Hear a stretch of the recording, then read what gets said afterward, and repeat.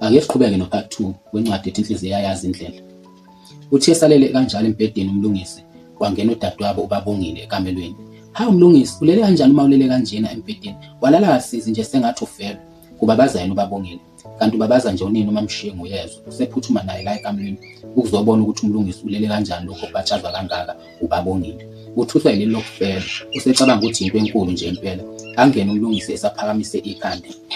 "Musukudlala ngomlungiswa naBabongile. Ulele njengomuntu ofele kwami. Mina ngibona iphutha uma uMlungisi ezilalele kanjena. Futhi uMlungisi laba phela sebekhulile, sebehlushwa izinto zabo nabo."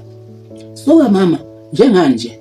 uMlungisi avuke manje ahlale ngezinqa. Kube sengathi uselinde unini ukuba esho ukuthi njengani nje. "Phela umuntu uma ekhula eba insizwa, uvela zonke izinhlobo zezinkinga ongeke waziqeda," kusho uMamShiye engafuni ukuphumela ngqo obala. uBabongile wabe esemtshela umfowabo ukuthi bezombizela ukudla kwasemini. Kwadliwa-ke kumnandi, kungumgqibelo usuku lokuphumula. Nokho emva kwalokho uMlungisi yena wabonakala esiphindelela khona ekamelweni lakhe lemcabanga. Uma uMlungisi ethi uzama ukuyichiliza lento kaNokuthula akuvumi, uzwa ubuhlungu. Wamuzwa esenamathela kuyena uNokuthula ngendlela engakaze anamathele ngayo ngaphambilini.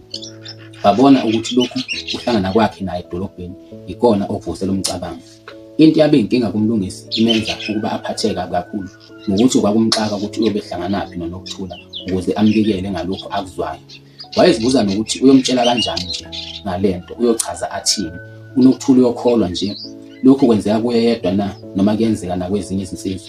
Sengathi akwenzeki kwabanye. Nampa nje uhlale ebabona behla benyuka nezidaladi bejabule behlangene, ezwe nabanye abafana bexoxa ngokushintshashintsha kwabo izintombi kungekho nayinye ebabambile. Yena uNokuthula wayembambile. Uma nje ecabanga ngoNokuthula uzizwa emdinga, ngaphandle kwakhe uzizwa eyibhokolondo. Kepha-ke uyomtholaphi? Lo mbuzo yiwo kanye obuye umphindisele emuva uMlungisi. Umphindisele ekutheni kwabanye kuyenzeka yini lokhu, uma kungenzeki kwenzekelani kuyena kuphela. Imxake lento. Uhlale ezwa kuthiwa uthando lunamandla njengokufa, kepha akakwazi okunjena yena. Lapho ebheka angatholi umuntu ongamsiza kule nkinga yakhe, futhi akazitholi nezimpendulo ngaphakathi kuyena. Bese nokho kuba khona lokho kuziqinisa, ayingazi noma ukuzikhohlisa yini.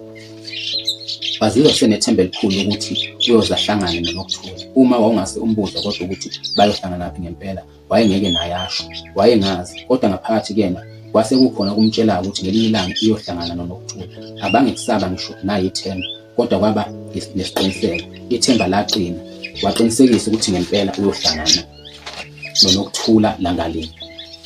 Ngicela ukuphinde ngiqhubeke futhi ku-part 3. Ngizobona ngani uma ningeseka lokho kuzobe kuchaza ukuthi iyathanda ukuthi ngiqhubeke.